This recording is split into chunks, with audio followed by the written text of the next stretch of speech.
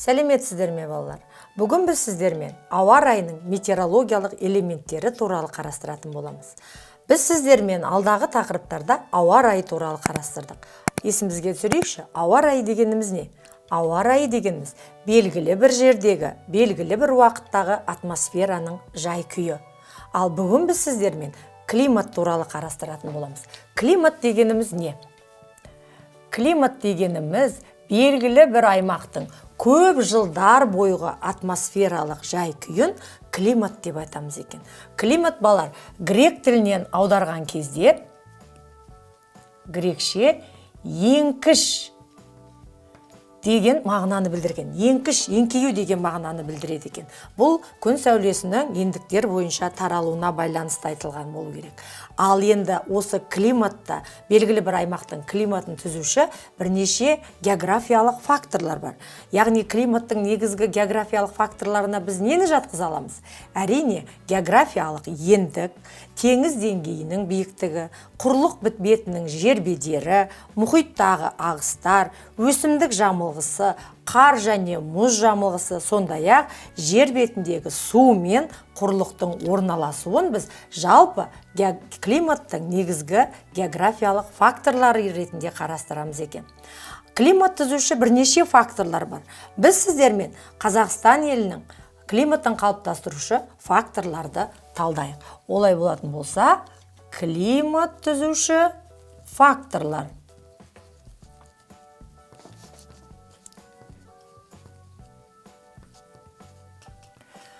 Климат түзуші факторларда балар бірінші ол географиялық ендік.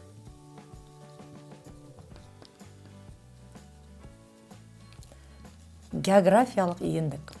Яғни географиялық ендік бойынша күн радиациясының таралуы.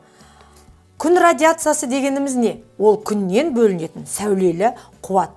Күн радиациясы жер бетіндегі, гидросферадағы, атмосферадағы барлық табиғи үдерістің энергетикалық базасы деп айтуға болады. Яғни күн радиациясын балалар біз бірнеше топқа бөлеміз екен. Яғни күннен бөлінген сәулелі қуат балалар, оның қандай түрлері бар екен? Күн радиациясы тура радиация, шашыранды радиация, жиынтық радиация, шағылысқан радиация және жұтылған радиация. Бұл жаңағы күннен бөлінген сәулелі қуат радиацияның түрлері екен. Жалпы күн радиациясы мөлшері Қазақстанда қалай тарайды екен? Яғни солтүстіктен оңтүстікке қарай 100 килокалориядан 150 килокалорияға дейін көтеріледі екен. Яғни солтүстікте күн радиациясы мөлшері 100 болса, оңтүстікке қарай ол 150 килокалория бөлінген сантиметр квадратқа дейін жетеді екен.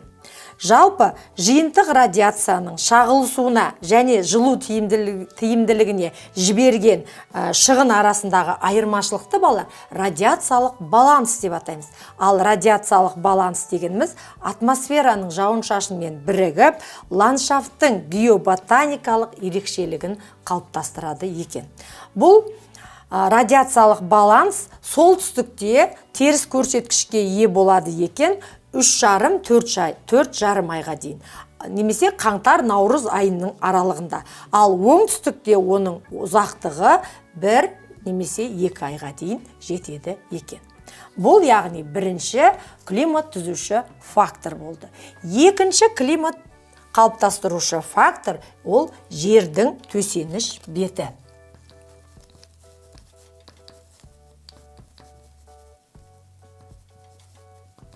Жердің төсеніш беті.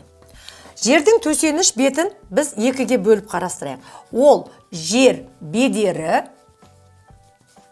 екіншісі төсеніш бетінің сипаты.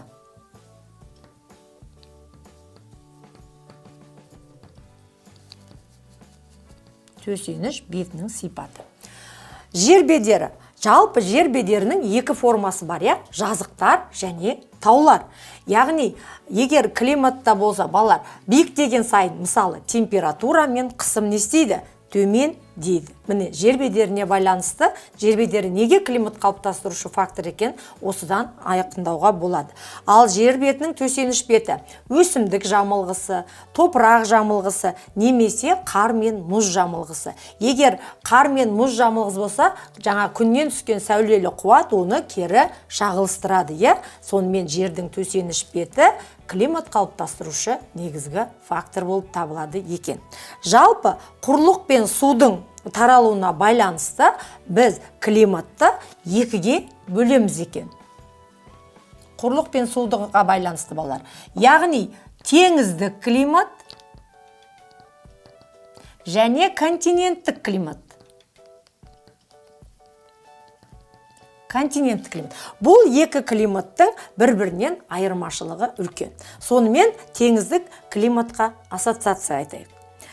Қысы жылы, жазы салқын, жауын шашын мол, бұлтты, тұманды. Бірақ балалар, тәуліктік және жылдық температура ауытқуы өте аз екен. Керісінше, континенттік климат. Қысы суық, жазы ыстық, жауын шашын аз, жылдық температура ауытқуы, тәуліктік жылдық температура ауытқуы үлкен екен. Яғни континенттік климат, яғни материк ортасындағы елдерге тән. Әсіресе біздің Қазақстанның климатына тән құбылыс екен. Үшінші фактор ауа массасының циркуляциясы.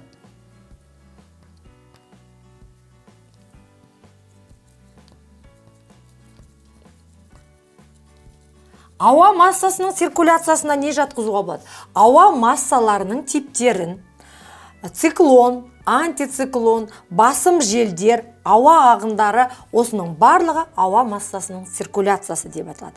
Жалпы Қазақстанға ауа массасының үш типі әсер етеді. Ол арктикалық ауа массасы, қоңыржай ауа массасы және тропиктік ауа массасы. Ауа массасының циркуляциясының ішінде біз желдерді қарастырайық. Жел дегеніміз ауаның горизонталь бағытта бір жерден екінші жерге орын ауыстыруы. Ал Қазақстандағы ауа массасының циркуляциясына жергілікті желдер әсер етеді екен. Қазақстанның жергілікті желдері ол тау аңғарлық желдер, немесе тау асулары, немесе өткелдері желдерін айтуға болады екен. Сонымен бұл жерде біз яғни жергілікті желдер туралы қарастырып жатырмыз, Тауларға байланысты тағы бірнеше желдерді айтуға болады. Мысалы, фион желі. Ол не деген сөз? Тау жотасының бір жағында қысым төмен, бір жағында жоғары болса, жоғары болған кезде фион желі пайда болады екен. Екінші жел, бриз. Бриз желі тәулігіне бағытын екі рет ауыстыратын, құрлықтан теңізге, теңізден құрлыққа соғатын, француз тілінен аударғанда жеңіл жел, самал жел деген мағынаны білдіретін жел екен. Бұл желдерді біз Қазақстан жерінде, яғни Каспий, Арал, Балқаш, Алакөл көлдерінің жағалауларынан кездестіруге болады екен. Тағы бір жел Бора желі. Бұл жел теңіз жағасында жақын орналасқан аласа таулардан соғатын суық жел екен.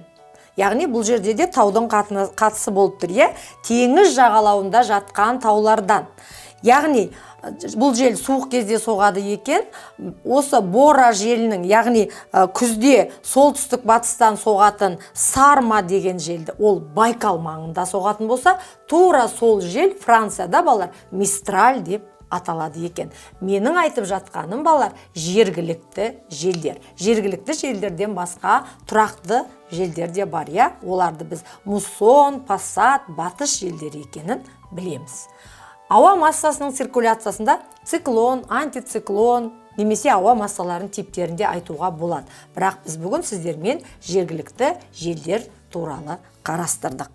Яғни, сонымен Қазақстанның климатын қалыптастырып тұрған үш негізгі факторды қарастырдық. Ұмытпаймыз балар, олар географиялық ендік, жердің төсеніш беті және ауа массасының циркуляциясы.